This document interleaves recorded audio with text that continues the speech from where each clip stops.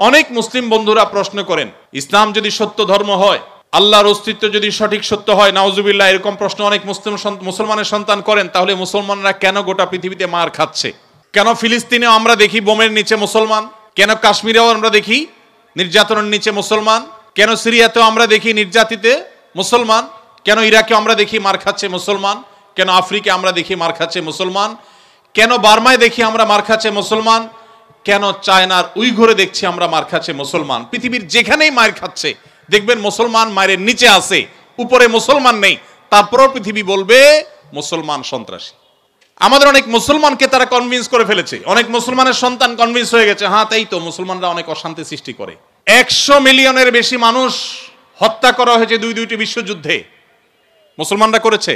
মুহাম্মদ সাল্লাল্লাহু আলাইহি সাল্লাম তার আদর্শকে পৃথিবীতে প্রতিষ্ঠিত করতে গিয়ে 27টি যুদ্ধে তাকে সশরীরে অংশগ্রহণ করতে হয়েছে। এই সকল যুদ্ধে যত মানুষ মারা গেছে সবগুলোর যোগফল কত জানা আছে আমাদের কারোর? মাত্র 1000 মানুষ।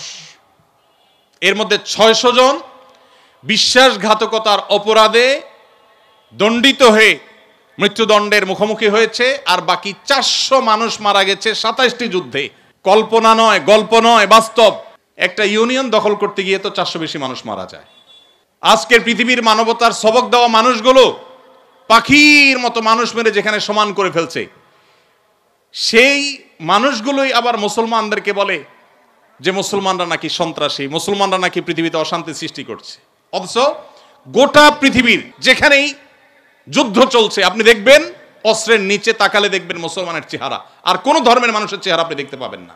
এত কিছুর পরও মুসলমানকে গালি শুনতে হয়, সবচেয়ে বড় মিথ্যা অভিযোগ তাদের উপরে করা হয়। অথচ মুসলমানরাই হলেন পৃথিবীর সবচাইতে শান্তিকামী, সবচাইতে শান্তিকামী। যেই কোনো বিচারে আপনি উন্মুক্ত মনে যদি বিচার করেন, আপনি দেখবেন যে পৃথিবীতে কোনো গণহত্যার সাথে পৃথিবীর ইতিহাসে মুসলমান শাসকদের বহু দোষ ছিল, বহু ত্রুটি ছিল, শতকণ্ঠে আপনি সমালোচনা করতে পারেন। আজকের বিশ্বের মোড়লরা যেভাবে গণহত্যা করছে, পাখির মতো নির্বিচারে মানুষ মারছে ফিলিস্তিনের মাটিতে, সেই মানুষগুলাই যখন কোনো ভিডিও ফুটেজে দেখেন ফেসবুকে, ইউটিউবে, তারা হেলিকপ্টার নিয়ে তাদের সেনাবাহিনী গিয়ে একটা গর্তে, কোনো একটা ড্রেনে কোনো কুকুর ছানা পড়ে গেছে, একটা বিড়ালের ছানা পড়ে গেছে, সেটা উদ্ধার করার জন্য তারা লেগে গেছে, আপনি তখন বলছেন ওয়াও কত মানবিক তারা। সেই তারা যখন কুকুরের জন্য বিশাল বড় হসপিটাল করছে, আপনি বলছেন কত মানবিক তারা। অথচ এরাই নির্বিচারে পাখির মতো মানুষ হত্যা করছে।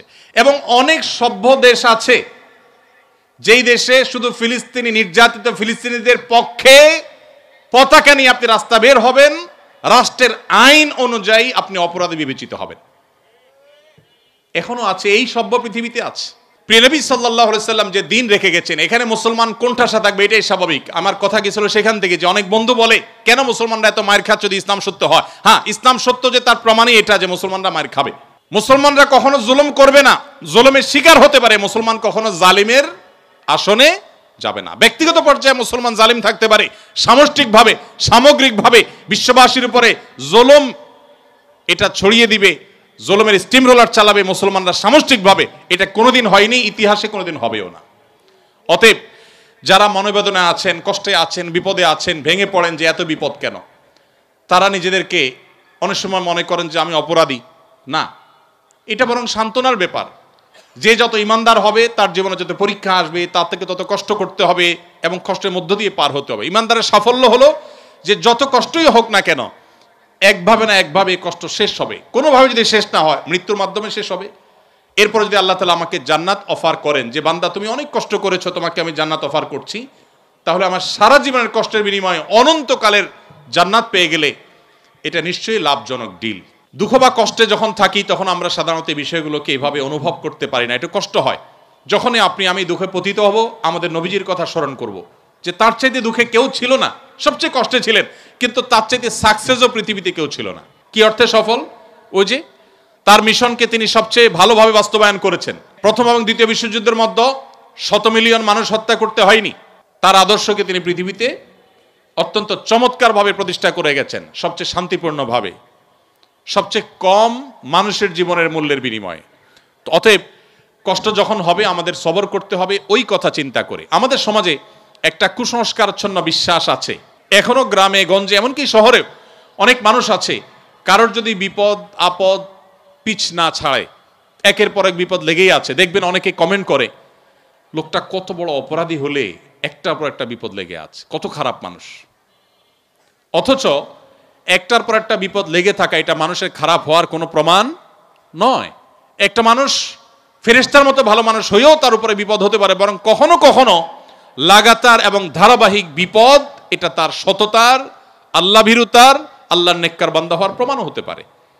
তো এই জন্য আমরা যারা বিপদগ্রস্ত আছি তাদের জন্য সান্ত্বনা হলেন নবী করিম সাল্লাল্লাহু আলাইহি সাল্লাম। আল্লাহ আমাদেরকে ধৈর্য ধারণ করার তৌফিক দান করুন।